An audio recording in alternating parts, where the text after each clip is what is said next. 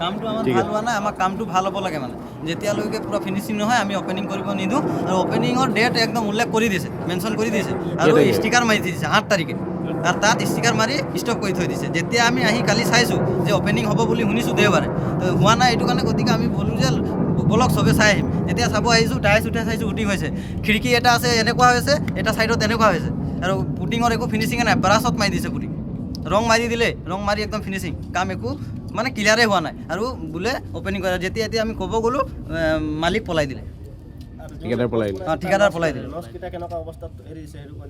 আমি ৰখাইছোঁ কিছুমানক আমি কৈছোঁ তো আমাক বেয়া ব্যৱহাৰ কৰিছে। আমি ভাবিছোঁ এইটো ভালকৈ হওক, আমাৰ এইটোৱে ইচ্ছা আছে আৰু একো ইচ্ছা নাই।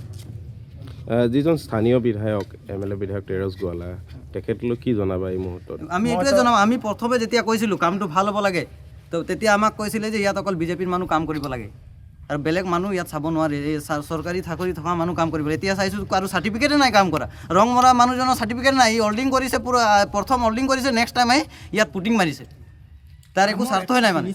আৰু আমি ক'ব গ'লে আমাক কয় তহঁতি আমাক ভোট দিছ নেকি, তহঁতি পাৰ্টীৰ মানুহ নেকি বুলি কয়, আমাক দাবী জনায়। আমি কাৰো বিৰোধী যোৱা নাই, আমাৰ যে এইটো ঘটনা ইয়াত চলি আছে।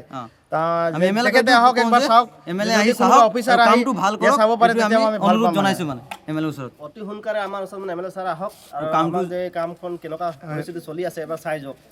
আমি তাকো বাধা দিয়া নাই, আমি বেয়াও পোৱা নাই, যেতিয়ালৈকে গমেই নাপায় যে তেতিয়ালৈকে আমি কামখন কৰিব নিদিওঁ, আমি লক কৰি থৈ দিম কামখন, আমাৰ একো বাধা নাই, কিন্তু আমাৰ কামটো একদম পাৰফেক্ট হ'ব লাগে, একদম 1 নম্বৰ কাম হ'ব লাগে। আৰু চিমেণ্ট ক'ৰবাত দিয়া নাই, পিছফালৰ যিটো বাথৰুমৰ পানী যাব ড্ৰেইনটো ইটাকেইটা এতিয়া পৰিয়ে গৈছে, কালি সিহঁতি গুচি যোৱাৰ পিছত কামেই শেষ হৈ যাব, ইয়াত আৰু কাম নাথাকে মানে। আগত আমাক কামটো ফিনিচিং লাগিব আৰু তেতিয়ালৈকে আমি সিহঁতক যাব নিদিওঁ, আৰু যেতিয়ালৈকে সিহঁতি থাকিব কামটো ফিনিচিং হ'ব আৰু তেতিয়ালৈকে আমি চাই থাকিম। এতিয়া আমাৰ ইয়াৰ পৰা এটা হ'লেও এটা ল'ৰা ইয়াত হমেশা উপস্থিত থাকিব। সাংবাদিকক ধন্যবাদ জ্ঞাপন কৰিছোঁ, যাতে আমাৰ মাজত আজি লিংলাইছা বাগিচা ৰাচি লাইনৰ এই যিটো জগন্নাথ টেম্পল বনি আছে তাত উপস্থিত আমাক অলপ কামৰ বাধা সময়ত আমি যিমান ল'ৰা ৰাচি লাইনৰ বা যুৱক আছোঁ চবেই উপস্থিত হৈছোঁ। আমি অলপ ইয়াত কাম ভাল পোৱা নাই, মানে যিবোৰ কাম হৈছে অলপ খেলি মেলি হোৱাৰ কাৰণে এইটো ভাল পোৱা নাই। আৰু একচুৱেলি কি হৈছে জগন্নাথ মন্দিৰৰ কাম মানে কি কাম ভাল হোৱা নাই, কেনেকুৱা ধৰণৰ হৈছে মানে? টাইলছ লগাইছে, টাইলছত চিমেণ্ট নাই, অকল বালি দি বহাই দিছে টাইলছখন, আৰু পুটিন মাৰিছে, পুটিন আছিলে 2 কোটৰ, তো পুটিন তাত 1 কোট মাৰিছে। যেতিয়া আমি আহি সুধি কৈছোঁ তো তেতিয়া কৈছে মালিকে অকল কামটো পাৰ কৰি দিব লাগে বুলি কৈছিলে।